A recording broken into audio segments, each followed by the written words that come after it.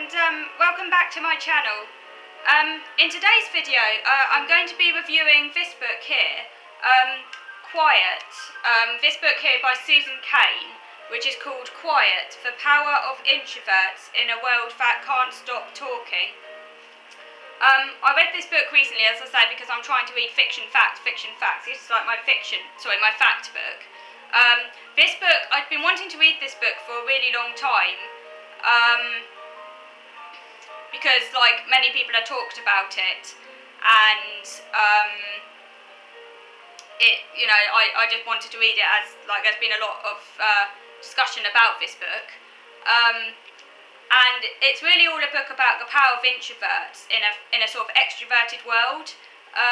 It says, for far too long, those who are naturally quiet, serious or sensitive have been overlooked. The loudest have taken over, even if they have nothing to say.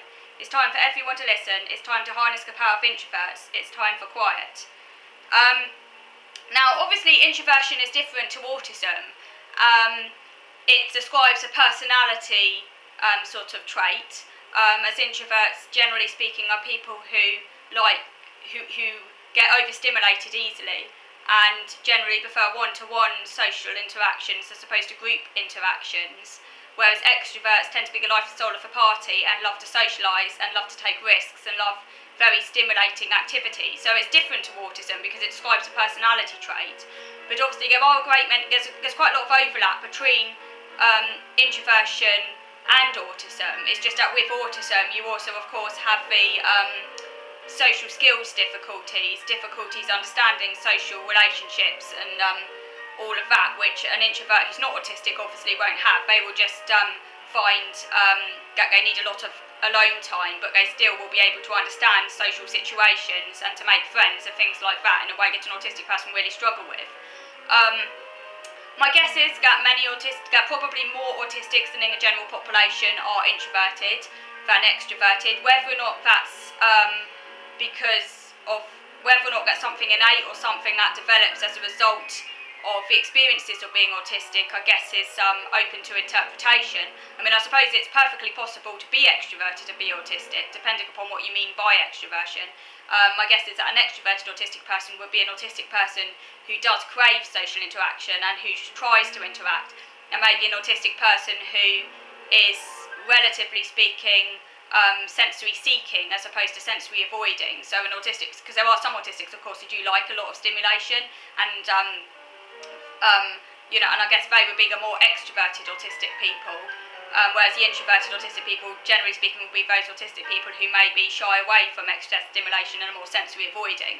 I suppose it is possible for an autistic person to kind of change their personality over time, like as I've talked about elsewhere, but I'm not going to go into great detail in this video because I want to talk about the book.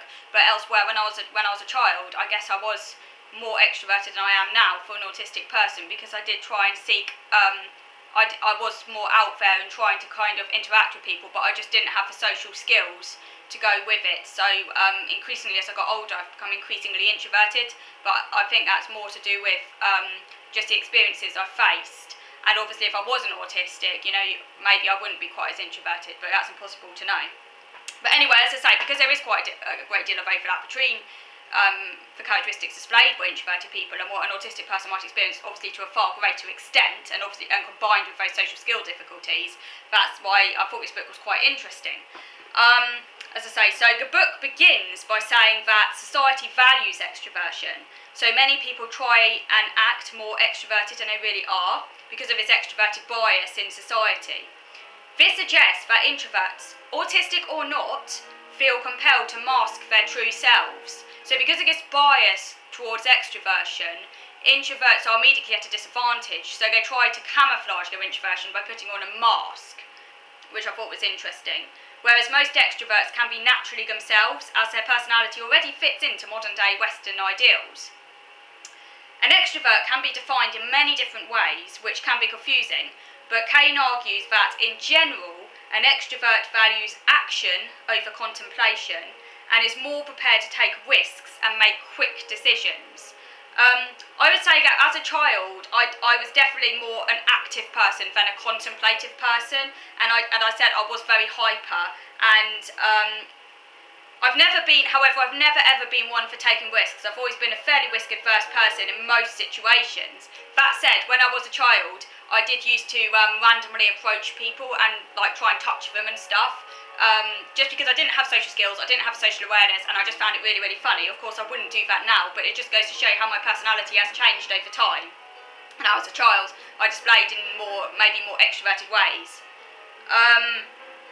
Unfortunately, for introverts, most institutions are designed for those who enjoy group projects and lots of sensory stimulation. Now, I've always been more sensory avoiding and sensory seeking. I have had some sensory seeking tendencies growing up. Like, as I say, I guess like the need to touch people when I was a child and kind of like, you know, seek people out in that rather inappropriate way, I guess was a form of extroverted sensory seeking. But generally speaking, I've always been more sensory avoidant, and that sensory avoiding has grown as I've got older. And I've never really liked group work, so that's an introverted tendency. Introverts are often told to come out of your shell, and of course this can have lasting effects on their self-esteem. Different countries and cultures are more or less introverted. For example, Finland is a very introverted country compared to, say, extroverted America. Cain then explores the move away from a culture of character, which valued private life and virtues such as integrity and being a good citizen, to a culture of personality and a birth of a public performing self. Now, historically, introverts who could not adapt to the changing world around them were said to have a maladjusted personality. So introversion has historically been pathologised. This is regardless of whether or not you're autistic as well. So just being introverted, you know, regardless of neurotype, has historically been pathologised. Now, in the 20th century, more and more people moved to cities and entered the anonymous world of big business and salesmanship, particularly in America. In the past, people tended to live in more close-knit rural communities, and the people around them knew who they really were because they grew up among people that they'd known since childhood in these really close communities, so everyone knew one another in a very intimate way, so they did not have to try and impress people by pretending to be someone they were not. Substance was valued over style. But in the 20th century, style took over because you're living in these anonymous groups. You don't really know the people around you, so you have to try and impress them because first impressions count.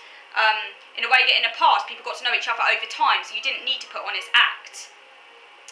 However, introverts have nevertheless found spaces in modern life where they can flourish, such as on the internet.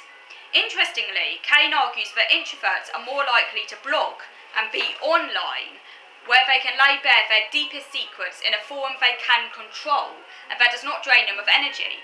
So, maybe paradoxically speaking, actually, introverts are far more likely, say, to be on YouTube doing these sort of videos and blogging than extroverts, because this is a space where introverts can actually be social, and the internet sort of provides a wall, which kind of helps them be social in a way that doesn't drain them of energy.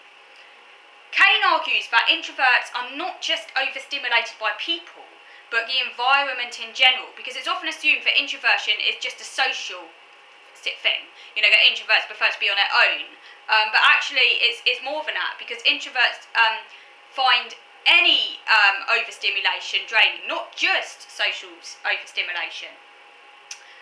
They prefer routine and predictability to novelty. The question of how much we can change our personality is explored. It is argued in the rubber band theory of personality that we can change our personality in order to adapt to different environments, but only to a small degree. Clear differences in brain arousal systems have been discovered between extroverts and introverts, because, you know, there's that classic argument still raging today about how much is it nature, how much is it nurture. I think we can probably safely say that it's a combination of the two. You know, things are never as simple as that. It's not a binary. It's not likely to be 100% nature, 100% nurture, but a very complicated combination of the two. And the degree to which nature or nurture plays a role is likely to vary in different individuals. Because personality, they say, is only about 50% heritable, so the other half is obviously going to come from environment, which has a not insignificant part to play in shaping your personality. Now, introverts are, in general, as I said, I've already mentioned this, but more sensitive to different kinds of stimulation. And depending on the individual, this could be anything from coffee to a loud bang. So, I mean, this could vary tremendously. So one introvert, say, might be very sensitive to coffee, but they might be able to tolerate noise. Another introvert might be very sensitive to noise, but coffee might not bother them. Another introvert might be sensitive to everything and anything. Many introverts have been described as being highly sensitive. They tend to feel deeply, have strong consciences, and are very responsive towards beauty. So the whole environment they're going to be responsive to, both negative and positive. So an introvert is more likely than an extrovert to, say, get greatly taken in and drawn into the nuances, say, of art, and really kind of value depth in a way that an extrovert might not be capable of. Introverts process information at a deeper level, so they will detect small changes that an extrovert might miss. An introvert is more, they notice the details more. They're more detail focused as opposed to big picture focused.